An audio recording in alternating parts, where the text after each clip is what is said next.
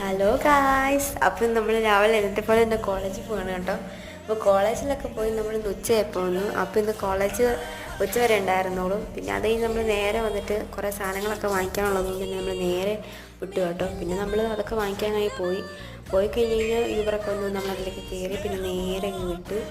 അത് കഴിഞ്ഞ് നമ്മൾ ഒരു ഫാൻസി സെൻറ്ററിൽ ചെന്ന് നമുക്ക് വേണ്ട കുറേ ക്ലിപ്പും കാര്യങ്ങളൊക്കെ ഉണ്ടായിരുന്നു. പിന്നെ നമ്മൾ അതൊക്കെ നോക്കി അതൊക്കെ വാങ്ങിച്ചു നേരെ അവിടെ നിന്ന് വിട്ടു.